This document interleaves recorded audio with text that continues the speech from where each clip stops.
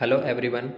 आज हम इस वीडियो में पत्र लेखन का जो टॉपिक है उसके बारे में डिस्कस करेंगे और उत्तराखंड की जो मुख्य परीक्षाएं होती हैं मेंस एग्ज़ाम उसमें इसका कितना वेटेज है उसके बारे में पढ़ेंगे।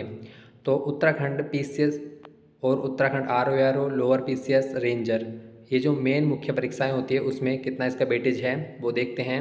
तो उत्तराखंड आरओआरओ का जो मेंस एग्ज़ाम है जो अक्टूबर में होना है उसमें 60 नंबर का ये पोर्शन पूछा जाएगा, जिसमें टेबलर फॉर्म में सरकारी पत्र का जो सारणी रूप होता है वो 15 मार्क्स का, शासकीय या अर्धशासकीय इनमें से एक टॉपिक पे जो है लेटर लिखने के लिए आएगा 15 मार्क्स का, कार्यालय आदेश या कार्यालय ज्ञाप इन पे एक टॉपिक पे आएगा 15 मार्क्स, विज्ञप्ति परिपत्र और टिप्पणी इस पे 15 मार्क्स का एक लिखने के लिए आएगा।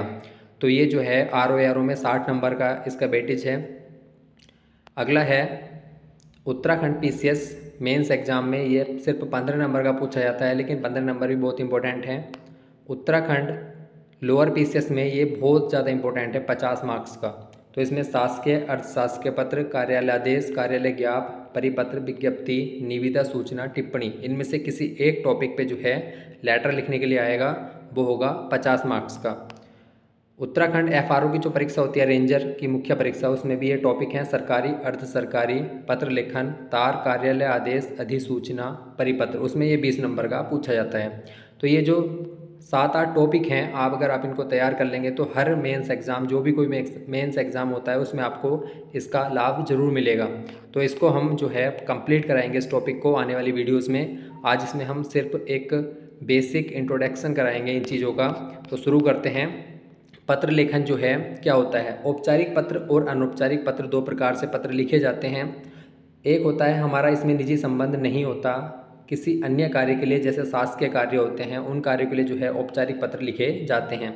अनौपचारिक पत्र जो होते हैं वो हमारा व्यक्तिगत संबंध होता है, सगे संबंधियों का दुख दर्द जैसे बधाई पत्र, शोक पत्र, निमंत्रण पत्र जो है ये सारे अनौपचारिक पत्र में आते हैं।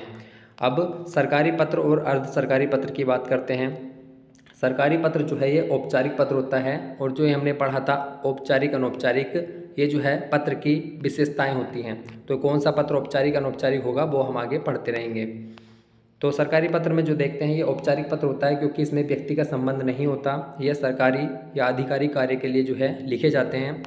दो सरकारों सरकारी विभाग कार्यालय के मध्य सरकारी कामकाज के लिए इनको लिखा जाता है। जबकि अर्ध सरकारी पत्र जो हैं वो अनौपचारिक होते हैं, इसमें व्यक्तिगत होता है लेकिन सरकारी काम के लिए ही लिखे जाते हैं, लेकिन व्यक्तिगत रूप से लिखे जाते हैं। इसमें क्या होता है कि दो अधिकारी के मध्य है लेकिन सरकारी कामकाज के लिए जो है वार्तालाप होता है।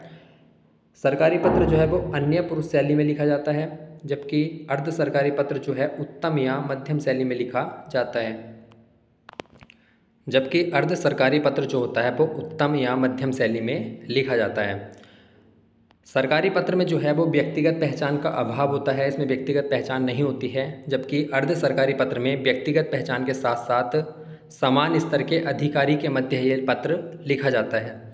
संबोधन में क्या होता है? सरकारी पत्र में हम महोदय का प्रयोग करते हैं, जबकि अर्ध सरकारी पत्र में संबोधन में प्रियश्री, आदरणीय, प्रिय महोदय इन शब्दों का प्रयोग किया जाता है।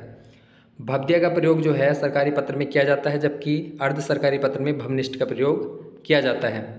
तो अब इसका हम एक प्रारूप देख लेते हैं। नॉर्मली प्रेक्षक क्या होता है? प्रेक्षक सरकारी पत्र में नाम, पदनाम, शासकीय पता जो है वो ऊपर बाईं ओर आता है, पत्रांक संख्या, दिनांक ये दाईं ओर आती हैं। जब उसके बाद प्रेक्षक के नीचे प्रेक्षिता आता है जिसमें सेवा में पद प्लस शासकीय पता, फिर उसके बाद विषय आएगा और इसमें हम महोदय का प्रयोग करेंगे। उसके बाद सरकारी पत्र में क्या होता है कि मुझे यह कहने का निर्देश हुआ है, ये जो है एक लाइन इसमें प्रयोग की जाती है। और लास्ट में जो है भव्य शब्द का प्रयोग किया जाता है सरकारी पत्र में, हस्ताक्षर, नाम, पदनाम। तो ये हमने थोड़ा एक बेसिक पढ़ लिया, इसको हम आगे अगली वीडियो में जो है अच्छे तरीके से डिस्कस करेंगे और इसके 3-4 जो है हम एग्जाम्पल भी लेकर आएंगे जिससे अच्छे से समझ में आ जाएगा। अब हम अर्ध सरकारी पत्र का जो है प्रारूप देखते हैं।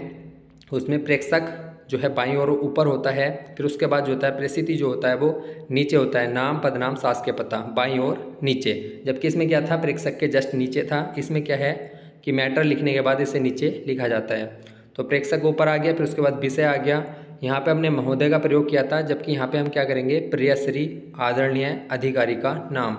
क्योंकि ये समान स्तर के अधिकारी के रूप बीच में लिखा जाता है। इसमें थोड़ी व्यक्तिगत जान पहचान भी होती है, इसलिए इसे अनौपचारिक पत्र भी कहा जाता है। जबकि इसमें जो है दो सरकारों या विभागों के मध्य होता है, कोई स्पेशल जान पहचान इसमें नहीं होती है, तो ये सरकारी पत्र या शासकीय पत्र कहलाते हैं। इसमें हमने भव्य का प्रयोग किया था, जबकि इसमें हम किसका प्रयोग कर रहे हैं, भवनिष्ठ का प्रयोग कर रहे हैं। इसमें ये चीज़ हमको याद रखनी है, प्रेषक का नाम ऊपर बाईं ओर, जबकि प्रेषिता का नाम नीचे बाईं ओर आता है। ठीक है, इसमें नीचे आता है, इसमें जस्ट दोनों साथ साथ आते हैं ऊपर। तो ये हमारा एग्जाम्पल प्रारूप था। अब थोड़ा थोड़ा मोर देख लेते हैं और चीज़ों को भी। कार्यालय आदेश क्या होता है कि कोई अधिकारी अपने कार्यालय में अधीनस्थ अधिकारी व कर्मचारी को आदेश या निर्देश सूचनाएं प्रेषित करता है। मतलब कोई कार्यालय है, उसमें कोई अधिकारी जो है अपने अधीनस्थ कर्मचारियों को कोई आदेश या निर्देश सूचनाएं प्रेषित करता है, तो उसको जो है कार्यालय आदेश कहते हैं। इसके भी हम जो डिटेल है वो आने वाली वीडियोस में अच्छे से पढ़ेंगे विद एग्जाम्पल। इसमें हम खाली बेसिक पढ़ रहे हैं। इसको अन्य पुरुष शैली में लिखा जाता है। अभिवादन का इसमें कोई प्रयोग नहीं किया जाता। विषय का अंकित होना जरूरी नहीं है, मतलब इसमें महोदय उदय का कोई प्रयोग नहीं किया जाता। विषय का अंकित होना जरूरी नहीं है। और इसमें सबसे ऊपर विभाग, फिर अनुभाग, फिर संख्या, दिनांक, फिर उसके बाद कार्यालय आदेश के नीचे मैटर आ जाता है, फिर उसके नीचे अधिकारी के हस्ताक्षर हो जाते हैं।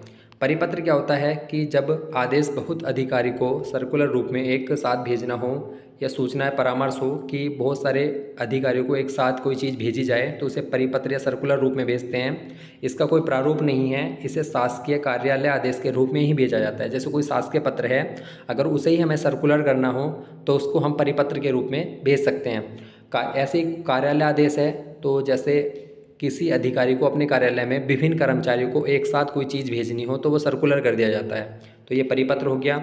उसके बाद कार्यालय ज्ञाप, मंत्रालय व विभागों के मध्य जानकारी या सूचनाओं का आदान प्रदान। मतलब कार्यालय आदेश जो था वो एक कार्यालय के अंदर ही अपने अधीनस्थ कर्मचारियों को था, जबकि कार्यालय ज्ञाप जो है वो मंत्रालय विभागों के मध्य जानकारी का आदान प्रदान इसमें किया जाता है। कनिष्ठ अधिकारी जारी करता है इसको, मतलब कोई कनिष्ठ जारी करता, मतलब इसमें जो है मुख्य अधिकारी जारी नहीं करता, उसका जो कनिष्ठ होता है वो जारी करता है। स्वेच्छापरक होते हैं, इसको मानना बाध्य नहीं होता है, कोई ज़रूरी नहीं है कि सामने वाला जो उसको माने। इसे भी अन्य पुरुष शैली में लिखा जाता है। अगला है हमारा अधिसूचना। अधिसूचना, जैसे कोई अधिसूचना जारी की जाती है, सरकारी गजट, जैसे गजेस्टेड राष्ट्रपति या राज्यपाल के माध्यम से इसको सामान्यतः जारी किया जाता है। जैसे मान लीजिए अभी चुनाव हुए थे, तो जो लोकसभा की जो चुनाव हुए थे उसकी अधिसूचना जो है वो राष्ट्रपति ने जारी की। जैसे अगर राज्य में विधानसभा के चुनाव होते हैं तो उसकी अधिसूचना राज्यपाल जारी करता है, तो ये जो है अधिसूचना राष्ट्रपति या राज्यपाल के माध्यम से जारी की जाती है। विज्ञप्ति क्या है, प्रेषक का इसमें उल्लेख नहीं होता, मतलब कौन भेज रहा है उसका उल्लेख नहीं होता, जबकि प्रेषित का नाम नीचे दाईं ओर होता है। आदेश सूचनाओं को जनसाधारण तक पहुंचाने हेतु जो है इसका प्रयोग किया जाता है। जैसे कोई विज्ञप्ति आती है, अखबारों के माध्यम से हमें प्राप्त होती है। अनुस्मारक पत्र क्या होता है, रिमाइंडर जो होता है, कार्यालय में लंबित मामले में स्मरण याद दिलाने हेतु पत्र होता है। जैसे कोई पत्र हमने कहीं किसी विभाग को भेजा था लेकिन उस पर कोई कार्यवाही नहीं हुई, तो फिर उसको हम रिमाइंडर भेजते हैं कि वो उस पर फिर से कार्यवाही करे, उन्हीं को याद दिलाने हेतु। अगला है सारांश या संक्षेपण। प्रमुख बातों को अति संक्षेप में लिखा जाए। जो पूरा हमारा गद्यांश लिखा होता है उसको अगर हमें संक्षेपण लिखना हो तो मान लीजिए 100 वर्ड हैं तो उसका हम 1/3 लिखेंगे, 33 वर्डों में हमें उसको लिखना होता है। टिप्पण क्या होता है, विचाराधीन पत्र प्रमाण को निपटाने के लिए उस पर राय, मंतव्य, आदेश, निर्देशन टिप्पण कहलाता है। जैसे कोई मैटर चल रहा है, ठीक है, उस पर तो कोई ऐसी चीज़ लिखी जाती है, मतलब ऑफिस के कर्मचारियों के द्वारा उस पर टिप्पणी की जाती है कि ये इस चीज़ में ये वाला मैटर चल रहा है, तो उसे टिप्पण कहते हैं। इसके 2 भाग होते हैं, टिप्पणी भाग और पत्राचार भाग।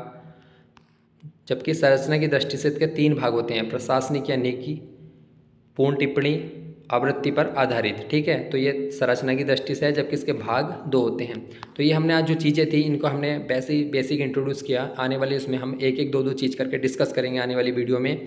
तो इससे हमारे जो है उत्तराखंड की जो जितनी भी मेंस परीक्षाएं या अन्य स्टेट की भी, उसमें ये बहुत इंपॉर्टेंट है, क्योंकि मुख्य परीक्षाओं में पत्र लेखन का जो इम्पोर्टेंट टॉपिक है बहुत ज़्यादा महत्वपूर्ण है। इससे प्रश्न जो है बहुत अच्छे नंबर इसमें पा सकते हैं अगर आपने इसको अच्छे से पढ़ा है। तो इसको हम आने वाली वीडियोस में अच्छे से डिस्कस करेंगे। तो आने वाली वीडियोस के लिए चैनल को ज़रूर सब्सक्राइब करें, जब भी आपको वो प्राप्त होंगी। तो अगर वीडियो अच्छी लगी है तो कमेंट करके ज़रूर बताएं। धन्यवाद।